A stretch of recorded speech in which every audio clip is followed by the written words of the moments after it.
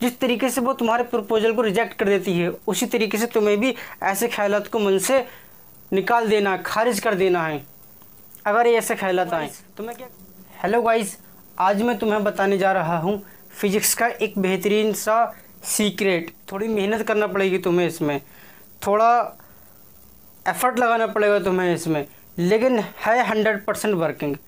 तो जिस भी बच्चे को फिजिक्स में दिक्कत महसूस होती है, अगर वो इन टिप्स को फॉलो कर ले तो वो कभी भी फिजिक्स में मात नहीं खाएगा। और वो टिप सिर्फ एक ही टिप है, मैं कोई लंबा चौड़ा भाषण नहीं देने बैठा, मेरा खुद का पर्सनल एक्सपीरियंस है ये, वही मैं तुम्हारे साथ शेयर करने जा रहा हूँ। फॉलो करोगे तुम्हें डेफिनेटली फ़ायदा मिलेगा।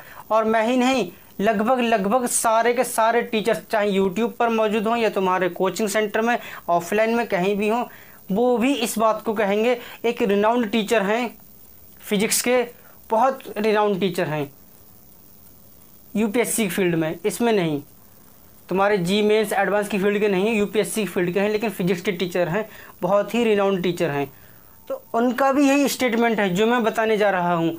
और ये चीज़ जिन बच्चों को, मैं ये नहीं कहता कि सारे, जिन बच्चों, लेकिन जिन बच्चों को भी फिजिक्स समझ में नहीं आती है, वो यहाँ ही गलती कर जाते हैं जो मैं बताने जा रहा हूँ। गलती नहीं, आलस कर जाते हैं। और आलस करना नहीं है तुम्हें।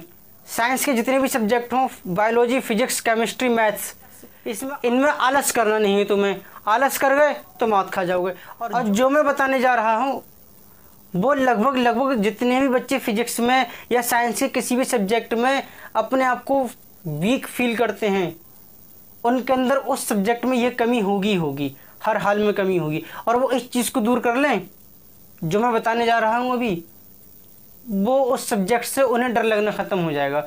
और वो क्या है, स्टेटमेंट लिख दूँ पहले, फिर तुम्हें बताता हूँ मैं। स्टेटमेंट है फिजिक्स लिख कर होती है। मीन्स फिजिक्स या साइंस के जितने भी सब्जेक्ट हैं वो लिख कर ही होते हैं, बिना लिखे नहीं होते हैं। तुम आज से ये आदत डाल लो, मास्टर बन जाओगे। फिजिक्स के नहीं, साइंस के जिस भी सब्जेक्ट में तुम्हें डर लगता है, उस सब्जेक्ट के तुम मास्टर बन जाओगे। लिख कर मतलब जो भी टॉपिक तुम पढ़ो उसे पहले लिख कर प्रैक्टिस करो। क्या चीज़, उसे लिख कर प्रैक्टिस करो। जैसे एग्जाम्पल के तौर पे तुम्हें एम्पियर सर्किटल लॉ कराऊंगा, बेफिक्र रहो। तुम्हें ये एम्पियर सर्किटल लॉ नहीं आता है, तुम क्या करते हो, पढ़ाई से 2 बार 3 बार 4 बार 5 बार और समझ लिए कि हाँ अभी मुझे आने लगा, और इसे बंद करके आगे टॉपिक पे पहुंच जाते हो। लेकिन ये तुम्हारा इस तरीके से स्ट्रॉन्ग नहीं होगा। इसे तुमने पढ़ लिया 4-5 बार, अच्छी बात है। 4-5 बार पढ़ने के बाद इसे कम से कम 2 या 3 बार लिखकर प्रैक्टिस भी कर लो एम्पियर सर्किटल लॉ की। ये तो मैं बता रहा हूँ बोर्ड्स के बच्चों के लिए। अब जो बच्चे कंपटीशन देने जा रहे हैं, उन्हें अगर न्यूमेरिकल्स में आती है दिक्कत, तो वो क्या करें, पहले तो पढ़ें उस कॉन्सेप्ट को अच्छी तरीके से, उस कॉन्सेप्ट को फिर लिख कर देखें। उस कॉन्सेप्ट के ऊपर जितने भी की पॉइंट्स, इंपॉर्टेंट पॉइंट्स, की नोट्स, फुट नोट जो भी दे रखे हों, उन सबको अच्छी तरीके से पढ़ लें। 2-3 बार उन्हें अच्छी तरीके से लिख कर देख लें। उसके बाद न्यूमेरिकल प्रैक्टिस करें। 1 बार करें, 2 बार करें, 3 बार करें, 4 बार करें, नहीं हो पा रहा है तो फिर मेरे लेक्चर देख सकते हैं, किसी और टीचर के लेक्चर देख सकते हैं यूट्यूब पर। अगर मेरे पसंद नहीं तो किसी और के देख सकते हैं। ऑफलाइन में किसी टीचर से जिससे भी तुम्हारी बॉन्डिंग अच्छी हो उससे पता कर सकते हो। घर में कोई अगर एल्डर हो तुम्हारा जो इन चीज़ों को हैंडल कर सकता है तो उससे पता कर सकते हो। मतलब कि कंसल्ट कर सकते हो। कंसल्ट करने के बाद जब समझ में आ गया, दोबारा से फिर करो अपने आप। उसे टीपो मत, बल्कि अपने आप करने की कोशिश करो। और 90% बच्चे यहाँ ही गलती कर जाते हैं। वो क्या करते हैं, टीचर से सॉल्यूशन लिए करवाया और सॉल्यूशन करने के बाद दोबारा से उस सॉल्यूशन को देख कर अपनी कॉपी में उतारते हैं। क्या करते हैं, उस सॉल्यूशन को दोबारा से अपनी कॉपी में जब उतारते हैं तो एक एक स्टेप देख के उतारेंगे। अच्छा ये, फिर ये, फिर ये, फिर ये, फिर ये, फिर ये। ऐसा नहीं, सॉल्यूशन को समझो, समझने के बाद सॉल्यूशन को बंद करके रख दिया, उसके बाद खुद कर रहे हो। और ऐसा नहीं कि सिर्फ 1 बार किया, उसे भी 3-4 बार करो। और इस तरीके से जब तुम करोगे तो तुम देखना बहुत जल्द फिजिक्स के मास्टर बन जाओगे, फिजिक्स में तुम बहुत जल्द एक्सपर्ट बन जाओगे। हालांकि शुरुआत में तुम्हें थोड़ा टाइम लगेगा, 1 महीना या 1.5 महीना 2 महीना तुम्हें ऐसे लग सकता है कि हम टाइम बर्बाद कर रहे हैं, इतने टाइम में तो हम 5 टॉपिक पढ़ लिए होते। क्यों पढ़ना आसान है, जल्दी पढ़ लोगे, लिख कर करोगे थोड़ा टाइम लगेगा, तो तुम्हें ये लगेगा कि एक टॉपिक की जितनी देर में मैं कर रहा हूँ इतनी देर में मैं 5 टॉपिक कर लेता। तो ऐसे ख्यालात आए तो ऐसे ख्यालात को मन से नकार देना, बुरी तरीके से धिक्कार देना। जिस तरीके से वो तुम्हारे प्रपोजल को रिजेक्ट कर देती है उसी तरीके से तुम्हें भी ऐसे ख्यालात को मन से निकाल देना, खारिज कर देना है। अगर ये ऐसे ख्यालात आए तुम्हें क्या करना है तुम्हें। अब देखो, जो 90% बच्चे गलती करते हैं वो यहाँ ही करते हैं जो मैं बता रहा हूँ।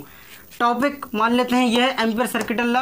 इसे पढ़ा हमने 1 बार 2 बार 3 बार 4 बार। जब लगा कि हाँ हमें आने लगा, इसे 1 बार 2 बार या 3 बार लिखकर प्रैक्टिस कर लो। देखना अगर तुमने ऐसा किया तो तुम्हें बहुत ही कॉन्फिडेंस फील होगा फिजिक्स में। कंपटीशन वाले बच्चे टॉपिक को पढ़ें 2 बार 3 बार 4 बार, जितने भी उस टॉपिक से रिलेटेड स्पेशल पॉइंट करके दे रखा होता है, कुछ बुक्स में दे रखा होता है की पॉइंट करके, कुछ बुक्स में डिस्कशन करके दे रखा होता है, अलग अलग तरीके से दे रखा होता है। ये इंपॉर्टेंट पॉइंट्स होते हैं उस टॉपिक से रिलेटेड, तो टॉपिक को भी पढ़ना है और उन पॉइंट्स को भी 2 बार 3 बार 4 बार पढ़ लेना है। और उसके बाद उस टॉपिक को साथ में जो पॉइंट्स दे रखे हैं स्पेशल पॉइंट्स, इन सभी पॉइंट्स को उस टॉपिक समेत 2 बार 3 बार 4 बार लिखना है अपने शब्दों में। और ध्यान रहे तुम कंपटीशन के बच्चे हो, तुम पूरी ग्रंथ मत लिख देना, कहीं तुम पूरा ग्रंथ उतार दो। शॉर्ट्स में मुश्किल से मुश्किल 1 लाइन 1.5 लाइन 2 लाइन के अंदर अंदर वो सारी चीज़ें आ जाना चाहिए। इससे क्या होगा, तुम्हारा वो टॉपिक बहुत स्ट्रांग होगा कंपटीशन के लिहाज से। क्योंकि जब तुम शॉर्ट में नोट्स बनाओगे तो तुम कहीं डायग्राम यूज़ करोगे, स्पेशल डायग्राम, कहीं तुम यूज़ करोगे वहाँ पर कोई सिंबल यूज़ करोगे। इससे क्या होगा, तुम्हारा वो टॉपिक कंपटीशन के लिहाज से तुम्हारा अच्छी तरीके से तैयार हो जाएगा। ठीक, अब तुम करोगे न्यूमेरिकल्स, तो जब न्यूमेरिकल्स करोगे तो तुम देखना ये जो स्पेशल पॉइंट्स तुमने अपने शब्दों में बहुत ही कम शब्दों में का इस्तेमाल करके लिखा है, तो ये पॉइंट्स अब तुम्हारे न्यूमेरिकल सॉल्व करने में बहुत काम आएंगे। और जब तुम न्यूमेरिकल सॉल्व कर लोगे तब देखना तुम्हें अपने ऊपर, अपनी तैयारी पर विश्वास होने लगेगा। और विश्वास बहुत ज़रूरी है कंपटीशन के लिए। हाँ, अब अगर तुम कहीं किसी न्यूमेरिकल में फंस रहे हो तो उसे 1 2 बार 3 बार 4 बार अपने आप ट्राई करो। नहीं हो पा रहा है तो फिर किसी टीचर के पास जाओ। ऑफलाइन में भी हो सकते हैं वो तुम्हारे, ऑनलाइन में भी हो सकते हैं। मेरे लेक्चर देख सकते हो, नहीं पसंद किसी और टीचर की देख लो। मैं ये नहीं कहता मेरे ही देखो, किसी और टीचर के देख सकते हो जो तुम्हें जिसका ज़्यादा अच्छी तरीके से समझ में आए। बट वो डाउट क्लियर करो। डाउट क्लियर करने के बाद तुम ऐसा नहीं कि जो कोई टीचर ने क्वेश्चन कराया एज इट इज़ कॉपी कर डालो। उस सॉल्यूशन को सिर्फ समझो। समझने के बाद वीडियो पॉज करके, या ऑफलाइन में करवाया है तो वो कॉपी बंद करके जहाँ पे तुमने सॉल्यूशन करवाया है अपने आप करो उसे। अटकोगे, जहाँ अटको वहाँ खोल कर देख लेना, हाँ भाई ये चीज़ है, फिर अटको फिर खोल के देख लेना। तो 1 बार 2 बार 3 बार इस तरीके से प्रैक्टिस कर लेना। उसके बाद क्या करना, उस सवाल को तुम 3-4 बार अपने आप बिना ही देखे करने की कोशिश करना। इस तरीके से करोगे तो तुम्हें थोड़ा टाइम लगेगा। हाँ, मैं मानता हूँ थोड़ा टाइम लगेगा, डेफिनेटली टाइम लगेगा। 3 क्वेश्चन के बराबर 1 क्वेश्चन का समय ले जाएगा, लेकिन इससे तुम्हारे कॉन्सेप्ट इतने स्ट्रांग हो जाएंगे कि फिर तुम क्वेश्चन को छोड़ते चले जाओगे।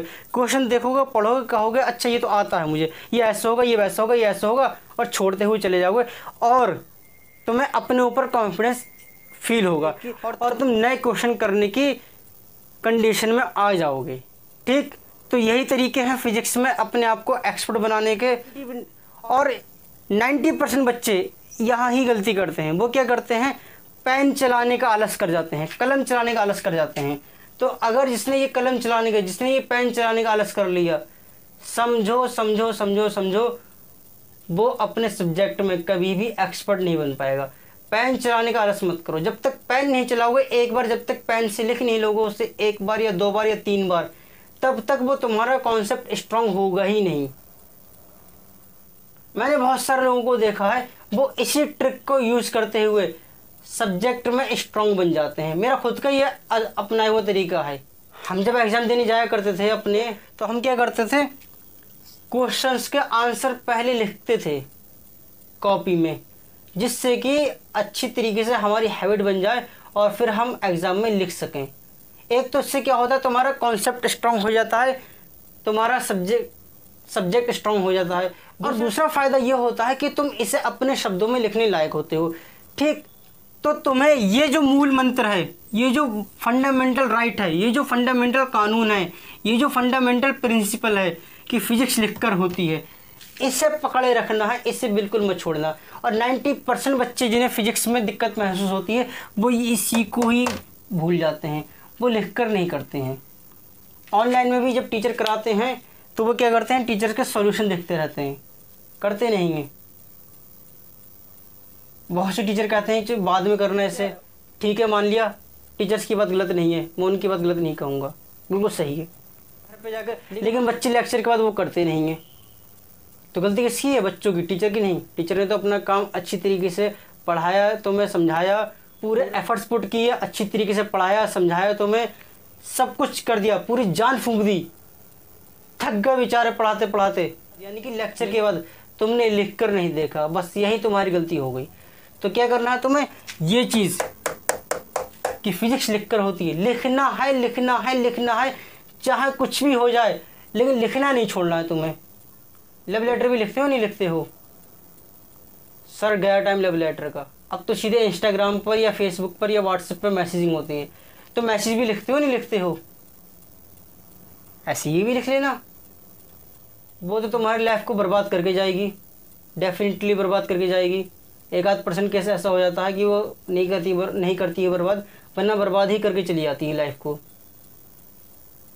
फिर तुम यही गाना गाते हो कि मुझे खैर छोड़ो, कॉपीराइट इशू हो जाएगा गाना अगर मैंने गाया, तो फिर तुम क्या करोगे, परेशान होते हो, बेवफाई गम भरे गाने गाते हो। लेकिन अगर तुम इसे यहाँ लिख लो, यहाँ मेहनत कर लो लिखने की, जो वहाँ लिखने की मेहनत करते हो वो लिखने की मेहनत यहाँ कर लो, तो वो तुम्हारे दोस्त बने या ना बने, लेकिन फिजिक्स तुम्हारी दोस्त बन जाएगी। और ये ऐसी दोस्त बनेगी कि तुम्हें कामयाबी की बुलंदियों तक पहुँचा देगी, वो ऊपर से तुम्हें नीचे ले आएगी। ठीक, तो इसको नहीं भूलना है, इसको करते रहना है, इसी को ही स्ट्रांगली इस चीज़ को पकड़ कर बैठ जाना है। Means be firm on this sentence, stick to it very strictly. ठीक, लिखना है तुम्हें। और एक मज़े की बात बताऊं, ज़्यादा लिखना नहीं पड़ेगा। शुरुआत में तुम्हें 2 महीने 2.5 महीने लिखना पड़ेगा, फिर तुम्हें देखना फिर आने लगेंगी चीज़ें तुम्हें, फिर बहुत आराम से आने लगेगी। ठीक, तो चलिए, मेरा जाते जाते यही मूल मंत्र है कि इसे ज़रूर करना, तुम इसे ज़रूर करना। ठीक, तो मिलते हैं जल्दी आपसे एक नए लेक्चर में, तब तक के लिए बाय।